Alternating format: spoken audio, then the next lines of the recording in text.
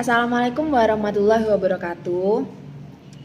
Halo teman-teman, jadi di sini saya akan menjelaskan mengenai bricks and clicks gitu. Jadi di sini saya akan menjelaskan secara singkat. Jadi bisnis brick and click itu merupakan model bisnis yang digunakan oleh pedagang untuk mengoperasikan toko online dan outlet retail fisik. Dengan kata lain gini, pedagang retail memberikan kemudahan untuk pelanggan mereka agar dapat berbelanja secara online maupun offline. Kemudian pasti kalian bertanya-tanya kan, gimana sih Kak caranya cara kerja dari model bisnis brick and click ini? Saat ini kalian mungkin menjalankan toko fisik dan memutuskan untuk memulai toko online untuk menawarkan produk kalian melalui pengalaman e-niaga juga.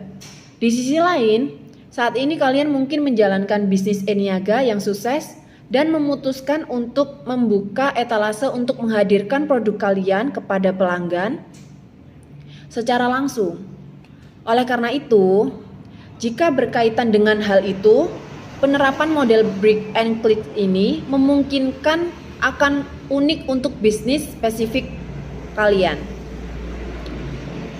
Tentunya dari penggunaan model bisnis brick and click ini ada pro dan juga kontra. Pro-nya itu ada yang pertama, jangkauan lebih banyak pelanggan. Yang kedua, analitik dapat meningkatkan penawaran. Yang ketiga, memberikan pengalaman pelanggan yang lebih baik juga. Kemudian apa sih kontranya?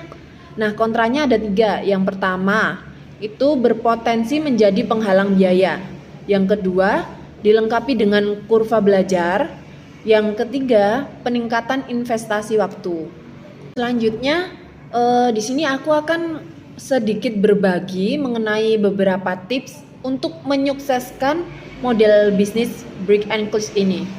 Jadi yang pertama, itu kalian gunakan sistem tempat penjualan yang kuat. Jadi kalian sebaiknya memastikan bahwa POS yang ada atau sistem apapun yang kalian beli, semuanya inklusif, memungkinkan kalian mengintegrasikan bagian-bagian penting dari operasi kalian, pemrosesan pembayaran, investasi, manajemen tim, dan lain-lain di saluran online dan juga offline. Kemudian tips yang kedua yaitu tingkatkan merchandising kalian. Untuk toko fisik kalian pasti ingin memikirkan tentang bagaimana tampilan kalian ditempatkan, kemudian produk mana yang kalian sorot, dan bagaimana pelanggan akan menavigasi ruang dengan baik. Sebaliknya, untuk toko online kalian ini sebaiknya berfokus kepada fotografi produk, deskripsi, dan cara terbaik bagi pelanggan untuk menyelesaikan proses pemesanan secara virtual harus konsisten. Kemudian tips yang ketiga yaitu jaga inventaris tetap konsisten. Untuk memastikan pelanggan mendapatkan pengalaman yang ideal, penting untuk menjaga inventaris kalian tetap konsisten dan disinkronkan di kedua saluran tersebut, online maupun offline. Kemudian tips yang keempat yaitu permudah pengiriman dan pengembalian. Jadi pelanggan harus dapat memesan secara online atau di dalam toko offline dan mengirimkannya ke rumah mereka, serta dapat mengembalikan barang melalui pos atau secara langsung.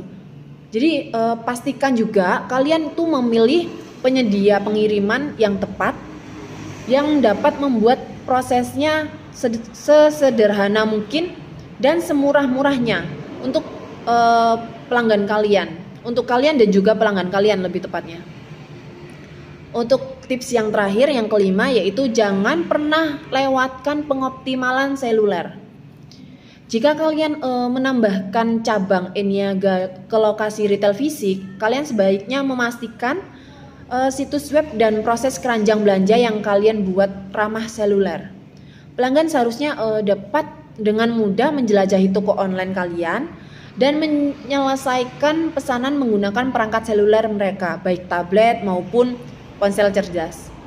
Di sini juga aku ada 2 contoh, ambil 2 toko sebagai contoh. Yang pertama H&M, dia ini sebagai bisa dibilang menggunakan model bisnis ini karena apa? Dia ada toko offline dan juga memiliki aplikasi serta website. Yang kedua, aku ambil contoh Matahari. Dia juga ada toko offline-nya, ada aplikasi dan juga website. Jadi di sini kesimpulannya tuh dengan industri retail yang terus berubah, kemungkinan model bisnis break and clicks yang akan menjadi lebih umum di antara bisnis kecil dan besar. Bagaimanapun dengan menerapkan strategi, harapannya adalah kalian akan mengakses lebih banyak pelanggan, lebih banyak penjualan, dan pada akhirnya lebih banyak keuntungan dan pertumbuhan bisnis. Mungkin itu yang bisa saya jelaskan. Sekian dari saya. Wassalamualaikum warahmatullahi wabarakatuh.